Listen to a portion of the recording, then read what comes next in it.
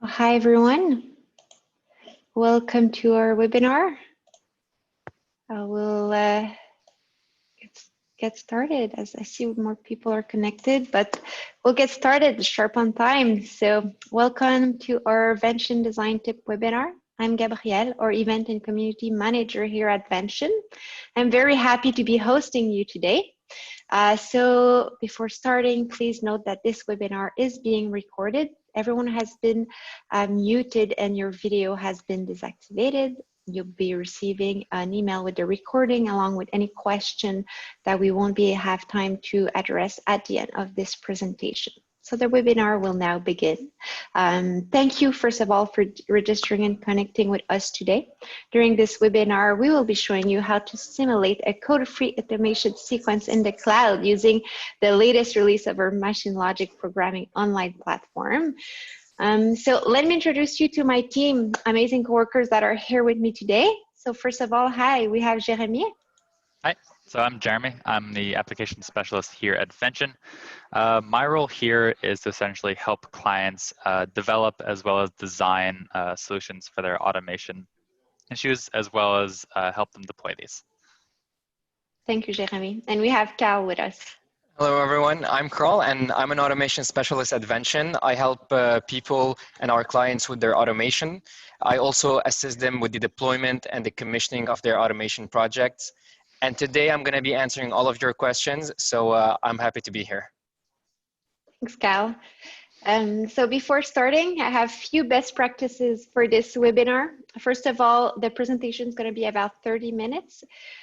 Feel free to ask questions at any time. So at the lower part of this Zoom meeting, there is a Q&A box like you can see here on the screen. Ask your question there.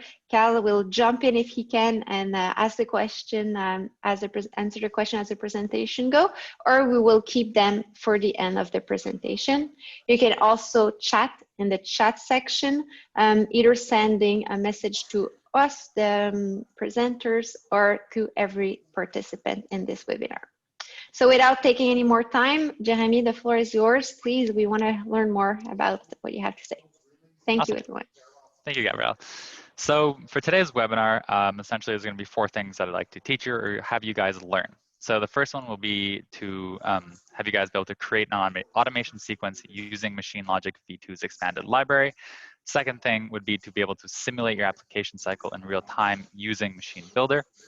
Third, be able to push your program directly to your MachineMotion Controller from the MachineBuilder on the web platform. And finally, be able to run your program on your deployed Vention machine. So from here, I'm going to segue over to MachineLogic and the basics of it. So first off, oh, pardon me there. So first off, I'm going to be giving you guys a brief overview of MachineLogic. However, if you are newer to Vention's platform, and are interested in a more in-depth explanation of what MachineLogic is, as well as its more basic functions, I do invite you to revisit some of our previous webinars. They are hosted on our Vention website, as well as on our Vention YouTube page. We will be posting the link to these later on if you are curious about that. Since today, I will be focusing a little bit more on the newest features of MachineLogic V2. So let's start off. Essentially, what is MachineLogic? MachineLogic at its core is a code-free programming and code-free programming and simulation tool meant for industrial automation. In short, it is a visual sequence editor which allows users to assemble a program using prefabricated building blocks. This is in opposition to traditional programming where you have to keep track of lines of codes, brackets, semicolons, etc. It's been designed by programmers here at Vention to be as intuitive to use as possible, as well as accessible to all users. One of the first questions that we often get asked is, what can you do with MachineLogic? So MachineLogic does come with a variety of features, as you can see on screen here. However, the ones that we will be focusing on a little bit more are the newest features of MachineLogic V2, which are being able to create conditions and loops logic, as well as being able to define variables within your MachineLogic program. Now, moving on a little bit, one of the coolest features of MachineLogic is that it allows you to program code-free directly in your browser. So this means it is an entirely cloud-based operation, which means you don't have to download or any special applications directly to your computer. Another very useful and interesting feature is it allows you to simulate your machine directly within MachineBuilder. This is useful and that allows you to validate your machine's functionality, as well as simulate your application in application cycles in real time prior to ordering or commissioning. Finally, with MachineLogic, you're able to, once having created your program on the web platform, push it directly to your MachineMotion Controller with a short configuration step. You can run it. I'll be going over this a little bit more in depth later, showing you how to create as well as push it to your MachineMotion Controller. From here, I'm going to segue back to the PowerPoint just to show you guys a little bit more of what we will be doing. So from here, I'll be segueing into the actual live demonstration portion. I'll start off by showing you guys how to program a simple pick and place application, and from there, build on that pick and place application, adding MachineLogic V2's more complex tools. This includes the variables, loops, and conditions that I mentioned a little bit earlier. So from here, I'll go to the machine that will actually be demonstrating. So as you can see on screen here, this is the machine that I'll be showing you guys. In essence, it is a short-range pick and place machine whose primary function is to pick up a part at one location and drop it off or place it at another location. The first thing that you need for MachineLogic or be able to access MachineLogic in your design is to have a MachineMotion Controller highlighted in green over here. Once you do add this to your design, the MachineLogic icon will be selectable on the right side of the screen. So let's center the design and click it. So this is the MachineLogic window that pops up in your design once you've added the MachineMotion Controller. The first thing, or what I'll be showing first, are the tabs on the left, as well as what each of them mean. First one is configuration. So configuration is where you assign the axes within MachineLogic to the axes that you have in your design. For example, your X, Y, and Z, here, X, Y, and Z. For this one, it has been pre-filled since we have covered this in a previous webinar. If you guys do want to see how this is done, again, I feel free to check those out that we will be posting later on. Now, down from configuration, you have in bold with MachineLogic icon here, the application or the programs. So this is essentially the program name and the header for each of the programs that you have. As you can see, you can have multiple programs within MachineLogic at a single time. Tabbed in once more from there is the main sequence. The main sequence is where you build, where you assemble and run your program. Tabbed in one final time are the child sequences. The child sequences are the individual actions that you run within your main sequence. From here, I'll be actually doing a little bit of demonstration on how to build one of these child sequences. So for all automation equipment, one of the most useful and one of the most important things to do is initialize or home your device. This allows you to get the machine started at a single referenceable location each and every time. So that's what I'm going to be building with you guys. So first off, what is home or what is initialization? It is a movement. So I'm going to start off by going down to the bottom and selecting the add motion command. Actually, I will full screen this to give you guys a little bit better view of what's going on. So once I do add motion command, this prefabricated building block appears on screen. From here, I want to select the axis that I want to home. Usually best practice is to start off with your Z axis to get it up and out of your way of all the workable area of your surface. So I'm going to select the axis and then select the type of motion that I want to do. As you can see, I do have 3 options here, but I'm just going to start off by selecting home since I will go over these a little bit later on. So once I home my Z axis, I'm going to do the same for the X, move to home, and for my Y, move to home. From here, the next thing that we want to do is set the speed and the acceleration of our entire machine. This is also in the add motion command. However, rather than selecting a single actuator, we will select all actuators. Here you have the options for set system speed, set system acceleration, as well as stop all motion. For now, we're going to do set system speed, and let's set it at 500 millimeters per second. Again, we're going to do the same thing for acceleration. Select all actuators, select set system acceleration, and let's do the same thing for 500. So now I'm just going to double check that my pick and place application has been prefabricated here and is all set to go. Check the main sequence has been made and run it. So once you are finished building your application, you select the main sequence header, and on the bottom left here, you can press play and see it run in real time on your machine over here. kind of a little bit of information as this runs. You can see on the left and highlighted in green is the sequence that is actually being executed on screen. So right there, they just executed the pick. Now it's moving over to its place. And as you can see in here, I do have a loop in here, which was available to use in MachineLogic V1, but has been revamped for MachineLogic V2 to be a lot easier to use and simple to add to your program. So from here, after it does the second pick, it will again initialize and wait. One thing that you notice that after the completion of the machine does revert back to its natural resting position. Kind of just one thing that is standard in our program. So from here, I'll be showing you the newest features of MachineLogic V2. I'll be building on this simple pick and place application, showing you how you can make it both easier and more complex in terms of its usability. So the first one I'll be showcasing is variables. Let's full screen this over here. Now, what do variables bring to MachineLogic? The biggest thing that they bring is that they allow users to set the value of a global constant throughout an entire application. Second useful thing is it allows you to update these variables throughout the application.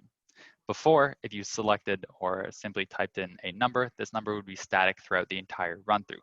Variables allows you to update them as you go through. Now, where do you find these variables? So if you click on the application header, this will be the page that pops up on screen. On the left, you have sequences, and on the right is the variables section. This is where all the variables are housed. As you can see on screen here, I do have some variables preset. These are these are the pick, so pick X, Y, Z, as well as the place X, Y, Z. These have been pre-done just for the sake of time, as well to make it a little bit easier. So I'm going to show you how you create a variable. It's just as simple as going down to the bottom here, selecting add variable, and it populates. For the sake of this one, let's call this one webinar underscore variable. And let's give it an initial value of, let's say, 25. One thing that you guys should note is you cannot name it anything you'd like. There are some restrictions which include you cannot have spaces, as well as special characters or numbers. One of the coolest features of the variables is that you can have as many as you want, and as long as you don't reference them within your program, it won't have an effect on your application. If you created a variable that you think you don't need and would like to delete it, it's as easy as going to the right side and pressing the X. It's deleted. If you want to rebuild it, simple as adding variable again. One small thing that you can note is on the first three here, I do have the option to delete. However, on these ones, they do have a locked symbol. The reason for the locked symbol is because they are already being referenced within the program. If you'd like to delete them, you have to delete the location where they are referenced, and then you'll be able to delete them. So from here, I'm going to be going to the main sequence and building or using these variables in the application. So our main sequence is empty. The reason being is I'll be building with you. However, we are missing something. For a pick and place application, we have initialize, which has been copied over since I did that with you guys. We have our place location. However, we're missing our pick location. In order to create a child sequence, what you'll do is you go down to the left here and select add sequence command. Once I click that, it will pre-populate with the name child sequence. And for this one, we're going to call it pick. Now again, what is a pick? Pick is a motion.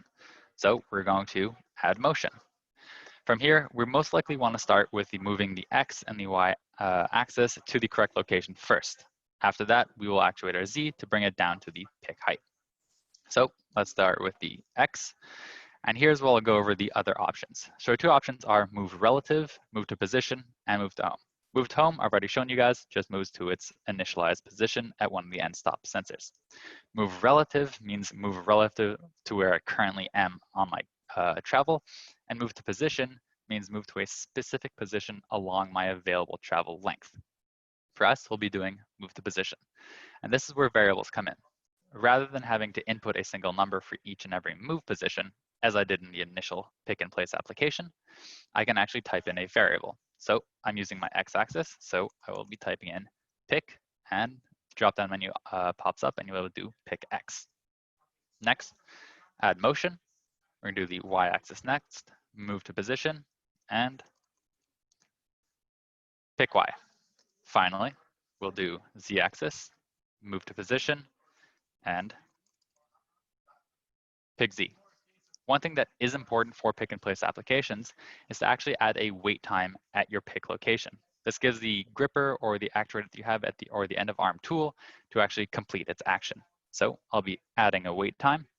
Your options are amount of time, event, completion, digital input, and digital input transition. For sake of simplicity, we're just going to stick with amount of time. Now I could either put in a number or use one of the variables that I've already made. For this one, I've called it wait time. And finally, to get the z-axis out of the way, I'll be doing one final motion, move to position, and move it to our cruising altitude. From here, we have our initialization finished, our place position finished, and our pick position finished. Now we get to build our program. So from here, rather than doing a add motion, I'll be doing add execution. This calls on the child sequences that you've written inside your program. For the sake of this one, I'll be executing series, which means I'll be executing one after another. So the first one that I want to execute is the initialization or the home. It's been preset, so I'll leave that as is. After that, execute in series and pick.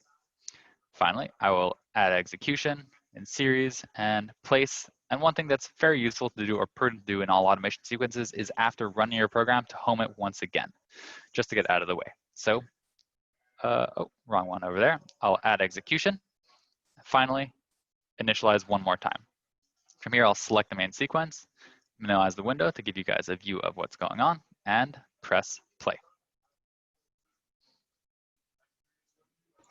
Jeremy, I will also take the opportunity to answer one of the questions. So there's a question that says, can an old MachineLogic V1 program run on a MachineLogic V2? The answer is yes. So MachineLogic V1 programs are compatible with MachineLogic V2. However, the features that have been deprecated cannot be modified. However, if you do want to modify them, you can modify them in MachineLogic V2 using the new features, and this will allow you to have a very smooth transition to MachineLogic V2. Awesome. Thanks a lot for the question as well as for the answer, Carl. So moving on from there, so that is demoing the first new feature of MachineLogic V2. The second one that we'll be doing is loops. So I'm going to full screen this here to give you guys a better view of what's going on. So let's look at the main sequence. I'll be building this one with you. Initialization as well as pick and place have been copied over since I've already done these ones with you. Where loops come into play are also in the child sequence. So what I have to do is create the sequence that I would like to loop. So I'll start off by adding a child sequence and aptly naming it loop. Now, one of the greatest features of MachineLogic is that you're not limited to calling your child sequences within your main sequence. You can actually call other child sequences within a child sequence. So I go to the add execution that I've done earlier, execute in series, the pick, and then as well add execution in series, place. So from here, I've created the sequence that I would like to loop over and over. And where loops come into play is actually within the main sequence. So as always, I will start off by initializing or homing. Now, rather than doing add execution, I'll do add loop. So I select the add loop command here at the bottom. Now the option for forever, while, or count. I'm going to start off with the count. So for the sake of this one, just so we don't have, have this running forever, I'm going to run this for a total of 2 times. One thing that I did neglect to mention earlier is what loops bring to MachineLogic. So one of the greatest things that loops do bring is it allows user to, as I showed you right here, loop sequences again and again, either a set number of times, infinitely, or as seen on screen, based on a condition. For this one, as I said again, I'll be doing it based on a certain number of times. Now, I get to select here from my drop-down menu the child sequence that I would like to loop. Since I use loop, it's easy to select it from the drop-down menu. And finally, again, after the sequence is finished, I will initialize. So make sure everything's set. I have the initialization, the sequence that I'm looping, and initializing or homing once again. So let's bring this over to the side, bring the machine on screen, and press play.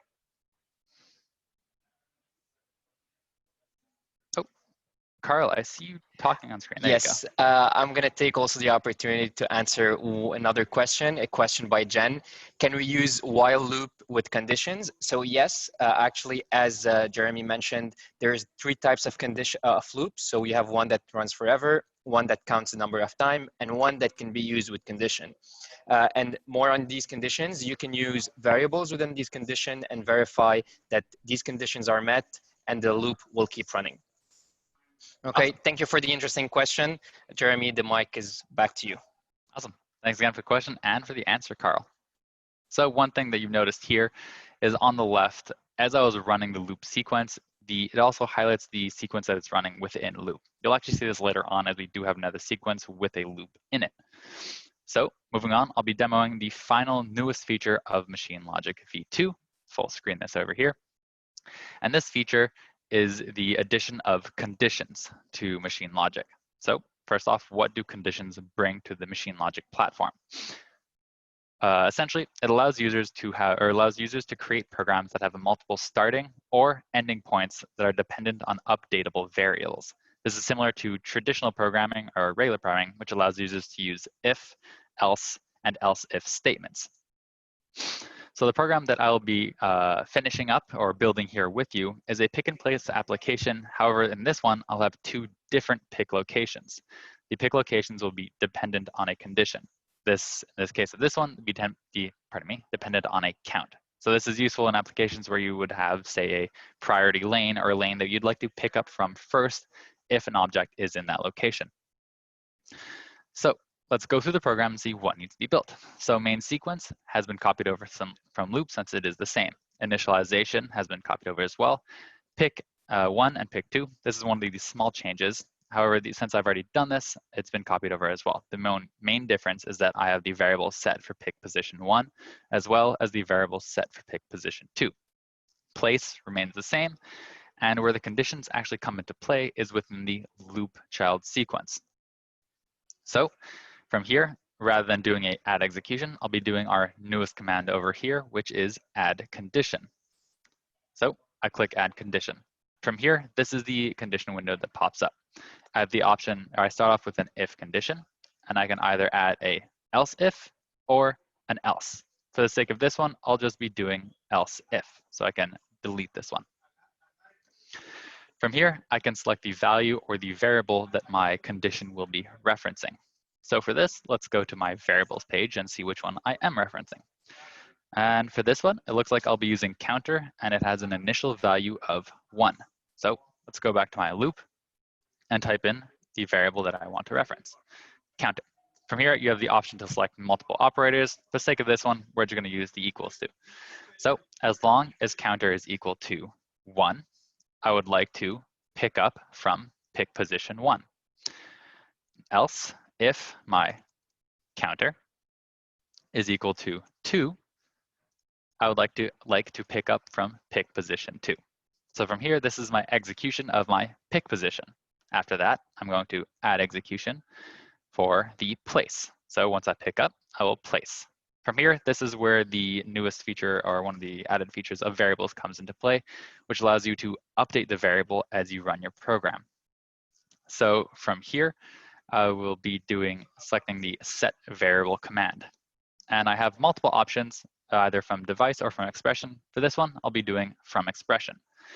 In the middle drop-down menu, I select the variable that I would like to update. And this one, I will be updating the counter.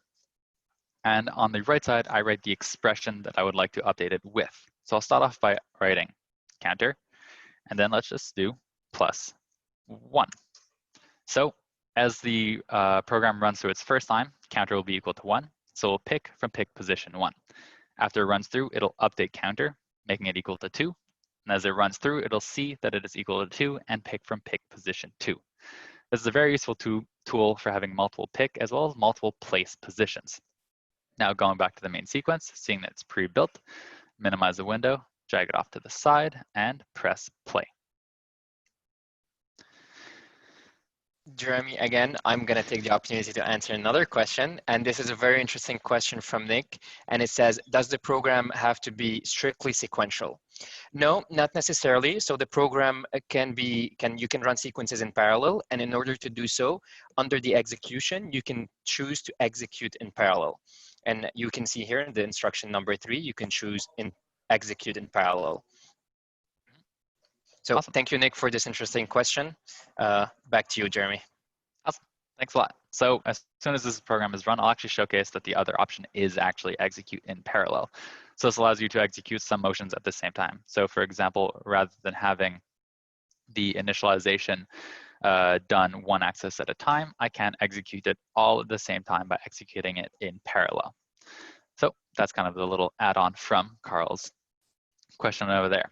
So from here, this is actually the end of the cloud portion of the webinar. So I've showcased all three of the variable, loop, and the condition statements. What I'll be doing is actually giving you guys a little bit of a sneak peek into a live demo of these new features. So for there, the first thing that I'll be doing is showing you guys how easy it is to download an application that you've written and push it onto your MachineMotion controller. So I'll start off with the one that I like to download. Start off with the simple one, which is just app variables. So what you have to do is select the header or the program name. And then on the left, you have download app. So once you click that, it will download it to your downloads folder. And assuming you do have your MachineMotion controller hooked up to your computer or either a pendant, you'll be able to open up the control center on your MachineMotion. So if you click on the MachineLogic window, you'll notice that it is very, very similar, if not almost the exact same layout as the MachineLogic on MachineBuilder. So that is the cloud portion, and this is the edge product of MachineLogic. From here, I'm going to select Upload Application. In my downloads, I select the application I'd like to download, select Open, and you'll see that it populates on the left side here. If I look, it has the exact same series that I've set up or built in the MachineLogic earlier on. So I have the initialization, the pick, and the place, as well as the pre-built main sequence. What you need to do to actually get your system to run is configure. Very similar to the step in MachineLogic where you add the actuators from the live machine to the ones that you have in MachineLogic over here. This one, it has been pre-done since we have covered this in a previous webinar. So let's go back to MachineLogic, and I'm going to very same method as you would run your program in the MachineLogic on MachineBuilder. It's the same way as you would in real life. So I select the main sequence and press play. From here, I'll actually bring up my webcam to show you the machine running in real time. So highlighted in green, oh, pardon me, I actually minimized the camera there. Highlighted in green is the action that it's executing right now. For the sake of this one, so I didn't actually program the gripper right now, it's just running through the motions. For the other two sequences that I'll be showing you, you'll be able to see the machine actually picking up an object and placing it on the plate over there. So this is the homing sequence that I do recommend doing once your machine has finished executing its application. So from here, I'll be running the two different programs that we have pre-built for the sake of this webinar. The first one is to demo MachineLogic with outputs, as well as variables. So in your configuration page, as you might have seen down here, I do have some outputs pre-built. All these are is to actuate the gripper that you saw on the machine, both within the builder and on the camera there. One output just opens, and the second output closes the gripper. So I'll be going back to MachineLogic, selecting the sequence that I'd like to run. Again, I walk through it as the initialization stage, same as earlier.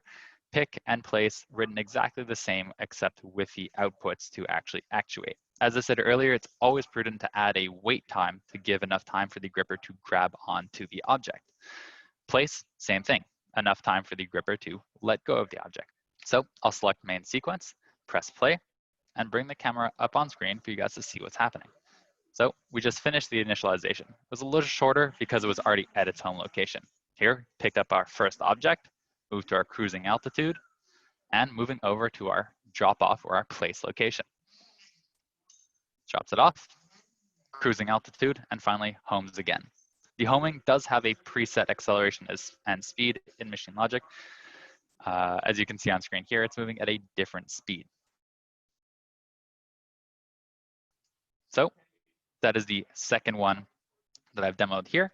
So this shows off using variables as well as outputs on the live version of MachineLogic. From here, I'll be demoing a sequence that my colleague has written, which uses all three of MachineLogic V2's newest features. This includes variables, loops, and conditions. What I'll be showing you is a pick and place application with a priority lane, as I said earlier on the MachineLogic MachineBuilder version. For this one, I have a pick position 1 as well as a pick position 2. The way that the machine will be selecting which one to be picked up from first is based on an input from a sensor. So if I bring up the camera on screen here, you do see on the right side over here is a sensor. As long as the sensor reads that there is a part in front of it, the machine will pick up from that position. Once it runs through the loop a second time, it will see that there is no longer an object there and will pick up from the secondary pick position. So this is a combination of variables, which are housed on the main screen here, loops, as well as conditional statements. So let's see it run. Select main sequence, press play, and bring it up on screen.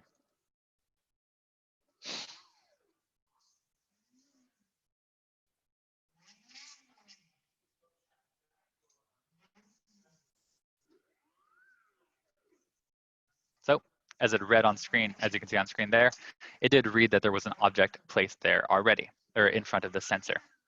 Once this is finished, you can move, it'll sense that there's no longer an object there and pick up from the secondary pick location.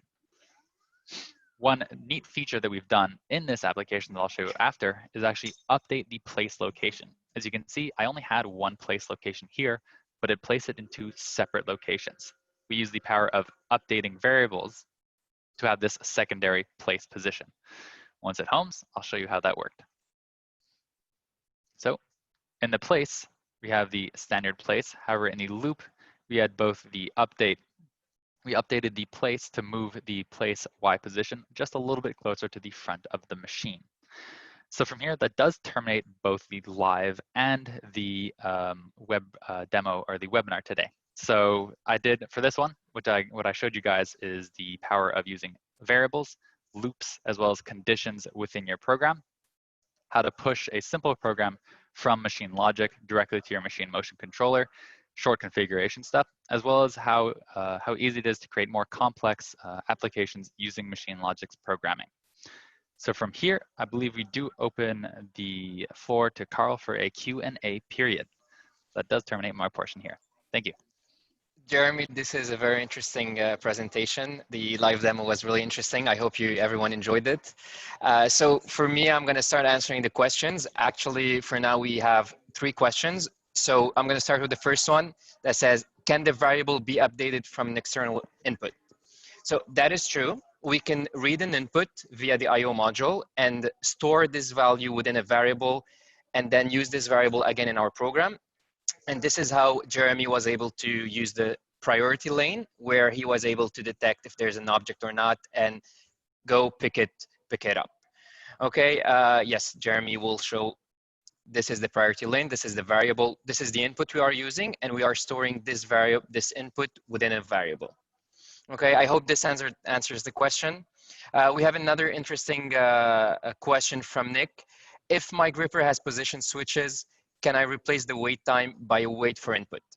Nick, this is a very interesting question. And actually, yes, you can do so. So instead of using the wait, you can read an input that comes from the gripper itself, and that will give you the status of the gripper. So it will be like a flag that tells, I am done with the gripping and I have the object. So then you can proceed. So you wait for this event. When this event is received, you proceed with your program. Okay, thank you for the interesting question, Nick. I have another question from Andy. So can you create a subroutine or a subfunction? Andy, yes, you can do so. So the equivalent of that is the child sequences. So as Jeremy has have showed us, we are able to use child sequences and run them from the main sequence or even from another child sequence. So you can create loops, a loop forever maybe, or a loop count, or a loop or a while condition that will allow you to loop over this subroutine or this subfunction. You can also, if it's just one temporary subroutine, you can just run it once and that's it. Okay. There's another question that says, can we use any gripper with the Vention system? So actually, we have a library of grippers that you can use, and you can see those grippers on our website. Okay, and those the ones we mostly recommend are the Universal Robot grippers, because these robots can be easily mounted on our system, because we have a special mount that allow you to install easily the universal robot grippers on our system. What is also beneficial from these grippers is they are easily interfaceable with our I/O modules, and they will allow you to open and close very easily through the I/O module. Okay, Nick, thank you for this interesting question for the grippers. There is actually another question that's from Tech Tenant. Is there virtual ambient for testing and learning more about MachineLogic V2 and literature? I invite you to go and check our website. So we have a lot of learning materials. We have a lot of videos that will allow you to learn about MachineLogic V2. We've also published some small and short videos that will allow you to check these features. We have this demo that will be also available shortly, and we can send you the link to be able to showcase it again. I hope this answers these questions. If anyone has any other questions, I'll be happy to have them.